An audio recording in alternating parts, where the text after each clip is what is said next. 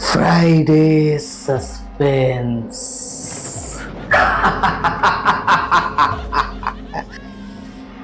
শুধুমাত্র মেডিটা লেজেন্ড ওয়াইটি চ্যানেলে।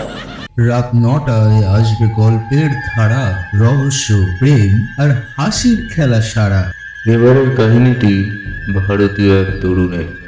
চলুন এটা শুনি তার মুখ থেকেই। শুরু হচ্ছে সেই বুড়ো লোকটা। রচনায় ইশতিয়াক হাসান।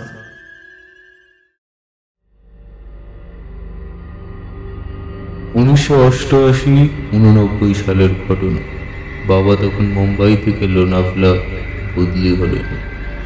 মুম্বাই থেকে মোটামুটি 120 কিলোমিটার দূরেই পাহাড়ি এক স্টেশনের নাম লোনাভলা। তখন আমি পড়ি ক্লাস 9-এ। গ্রীষ্মের ছুটিতে মা, বড় ভাই আর আমি বাবার কাছে চলে যেতাম। আমার চাচাতো ভাই পরাগ, সে আমার থেকে কয়েক বছরের বড়, থাকতো লোনাভলাতেই।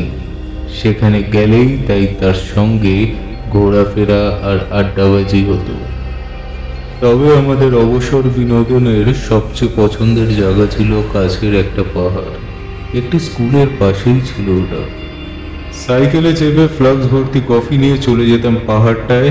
ঠান্ডা হাওয়া খেতে খেতে গল্প চলতো আর তাকিয়ে থাকতাম তারার দিকে। হ্যাঁ, পরাগের দুজন বন্ধুও সাধারণত সাইকেল নিয়ে আসতো আমাদের সঙ্গ দিতে। এক রাতের ঘটনা। প্রিয় জায়গাটায় বসে কফি পান আর নানান আলাপের মুশকুল আমরা। ঠিক এই সময় একজন মানুষকে আসতে দেখলাম এইদিকে। কাছাকাছি হতেই দেখলাম রোগা বুড়ো একজন মানুষ। এত রাতে এমন একজন লোককে এখানে দেখে অবাক হলাম আমরা সবাই। কৌতূহল নিয়ে জিজ্ঞেস করলাম তিনি এখানে কি করছেন আর তার কোনো সাহায্য লাগবে কিনা। বুড়ো জানালেন কাছের একটা গ্রামেই থাকেন আর মুম্বাইয়ের দিকে যাওয়ার রাতের শেষ ট্রেনটা ধরবেন। মুম্বাইয়ে ছেলের কাছে যাবেন। লোকটার দুর্বল শরীরটা দেখে এমনিতেই তো মায়া হচ্ছে, আর তারপর আবার মনে হচ্ছে হেঁটে গেলে নির্ঘাত ট্রেনটা মিস করবেন। আর এ সময় এদিক থেকে রেল স্টেশনে পৌঁছানোর কোনো যান পাওয়ারও সুযোগ নেই। কাজেই পরাগ তাকে তার বাইসাইকেল করে স্টেশনে পৌঁছে দিতে চাইল। পরাগের বন্ধুর সাইকেলে চেপে আমি আর আমার ভাইও ওদের সঙ্গী হলাম। তাকে স্টেশনে নামিয়ে দিয়ে এসে আমরা আবারও গল্পে মেতে উঠলাম। ঠিক তারপরেই যেটা ঘটলো সেটা মনে করলে আজও আমার শরীরে কাঁটা দিয়ে ওঠে। লোকটাকে নামিয়ে দিয়ে আসার পর আধ ঘন্টাও হয়নি, সবারই ঘুম ঘুম আসছে। বাসায় ফিরে যাওয়ার কথা ভাবতে শুরু করলাম। হঠাৎ এই সময় অন্ধকারের একটা কাঠামো আসতে দেখলাম। একটু আগেই যে লোকটা যেদিক থেকে, হ্যাঁ সেই দিক থেকেই আসছে, সেই দিকেই। তারপরেই অবাক বিস্ময় আবিষ্কার করলাম সেই পলকা দেহর পুরো লোকটাই এগিয়ে এলো আমাদের দিকে, যাকে অল্প আগেই স্টেশনে নামিয়ে দিয়ে এসেছি। পুরো কাছে এসে স্টেশন পৌঁছে দেওয়ার অনুরোধ করলেন। আমরা সবাই বড় রকমের একটা ধাক্কা খেয়েছি। মনে হলো যেন একটা ঘোরের মধ্যে আছি, মরতে পর্যন্ত পারছি না।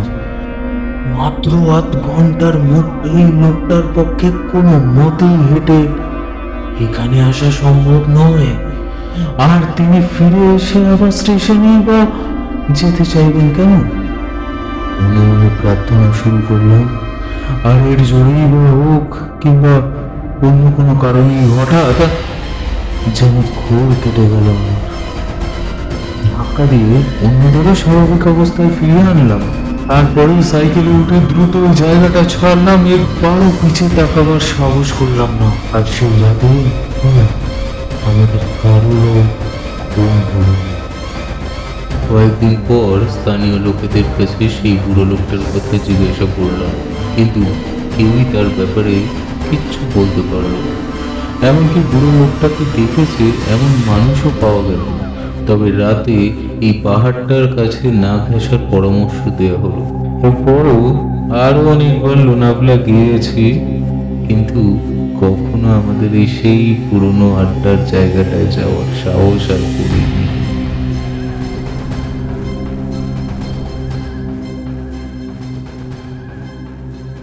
Friday suspense.